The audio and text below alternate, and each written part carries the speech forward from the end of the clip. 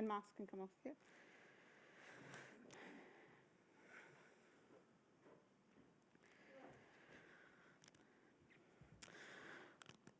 Okay, we'll get started with questions in the room first. I will start with the first question, Vika.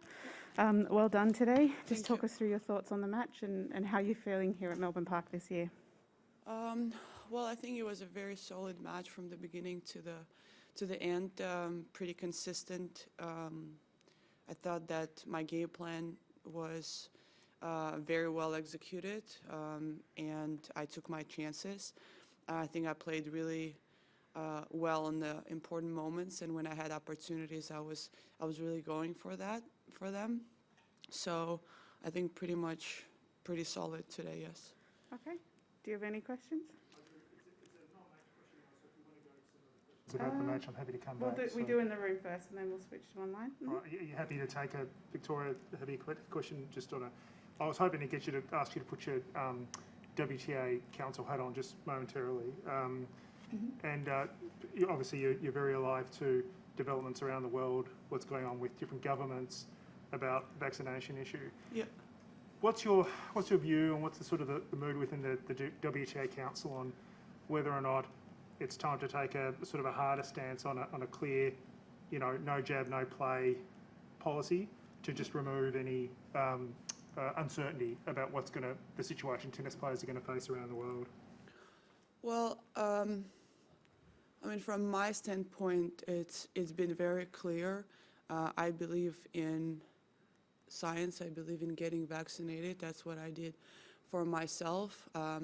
I don't want to push my beliefs on everybody else. However, we are playing a global sport that are traveling around the world. As an entity and as an association of WTA, that is traveling globally. We still have to respect different countries, different mandates, different legalities of the country where, some countries will not allow mandates. So I think to impose something legally on a WTA tour can be a challenge, and I think that's something that we are facing. I believe that spending, a lot of extra money over this last almost 2 years now on all the testing and all that is a big budget. I don't necessarily will say that, getting vaccinated, then nobody will be sick, but I think it is a step to hopefully battle against this coronavirus and hopefully bring it down globally. But to make it as a mandate, there's much more to it. If you ask me just for my opinion, if that should be the case, I think that it would just be helpful for everybody in the world, especially when we are when we are traveling internationally. If you're home and you don't travel and you just, remotely can safely do the measurements, the social distancing and all the precautions that are been introduced to us, I think that's one thing. But in our case, I think this was been recommended, and that's what I believe is the right thing to do. So many complexities about this, the legal complexities, the health complexities, but also there's this social license, which is, in some ways it's a bit more difficult to pin down. But obviously there'd be in the front of your mind from the WTA Council about how that fits in and the responsibility of the tour to set example perhaps above and beyond what it might be legally required to do. Well, I think from a social standpoint, it's been very clear that the WTA is supporting the vaccines and recommending it. Again, it goes beyond mandating, for a legal part, but encouragement has always been from the WTA side, from tennis side, I think, in general. And on a social aspect, personally, for me, it's not necessarily maybe about myself, it's about other people. Like my parents, for example, are at high risk of COVID, and I had COVID in November this year, which, unfortunately my parents also got. And It was tough for my dad, and thankfully he was vaccinated because I honestly don't know what could have happened otherwise. So for me, there is a social responsibility for other people who are much more vulnerable maybe than us, and I definitely look at it from that point as well.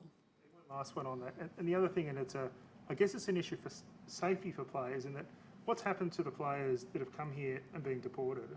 I mean, this is an awful thing. No one would thought it would end up there. And also, I don't think anyone really thinks that the players deserved deportation. It is such a humiliating experience that they went through. Is there something to be said too for just hardening things so that that can't happen, that you just don't have that situation of players getting turned around at a border? Well, to be fair, I believe that this whole situation could have been prevented from the beginning. I don't believe that this was something that just came out of nowhere. This could have been prevented. This could have been addressed way earlier than it was at this point. What happened after, I think, I don't believe there was anybody who looked good in any case. So that became a bit of a circus. So I think that there should be a really hard look on this situation moving forward. I think that as soon as there is a gray area in the rules, that gives a bit too much questions, and situations like this happen. So on certain things, I think black and white approach is necessary, and in my opinion, this should be the case. Okay, we'll switch to online now. We'll start with Tennis Channel, David Kane. Hi, Vika. Congratulations on today. I actually have a slightly different Players' Council question for you, which is to do with Steve Simon's decision to suspend tournaments in Asia. Now, that leaves a substantial part of the calendar empty for WTA players. I'm curious what the WTA, if at all, has had communication with the Council regarding how they plan to fill it, and what your thoughts may be on how best the calendar should be filled. Well, I think right now it's a process. The process is obviously not public at the moment because there's no certainties or any decisions or substitutions that are in play. The process is there, and as soon as we have more concrete information, it will definitely be shared. But right now, it's still up in the air, but there's work behind the scenes for sure. Do you feel in the loop, is I guess what I was asking. Sorry, what do I feel? But the Council feels they're in the loop in terms of things as they develop. Oh, definitely. Our council is very much involved. We don't let any questions go by. I think you would know that from my personality. We'll take our next question online from Willie, ESPN. Hi, Vika. Hello. Following up on that last topic, what is the latest from what you know of the Peng Shuai situation, and what questions do you have in your mind? There hasn't been that much development in terms of contact with Peng Shuai, even though from our side we will continue to make any and all efforts to make sure that she's safe, she feels comfortable. Hopefully we will get to hear from her personally at some point. I think that's the goal.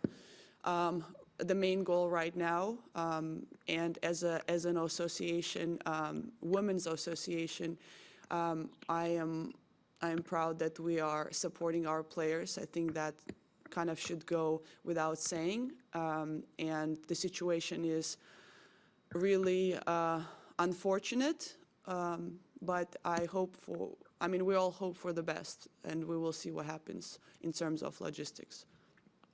And one tennis question, looking ahead, you haven't played a ton of matches against Svitolina, but what are your thoughts about her game and how the matchup looks for you? We had few battles already, actually on different surfaces. We practiced quite a few times together, so I think there won't be too many big surprises on the court. However, she's an amazing fighter. She fights no matter what. So I think that is a very important quality in her game. And the rest is about, trying to really focus on myself, to be more in charge, be more in control. And I think that's what I've been kind of trying to implement for the last few months. And I think that's working in the right direction. So I will continue to do that. Thank you. That concludes our press conference with Victoria Azarenka. Thank you to those who have joined us in the room and online. Thank you.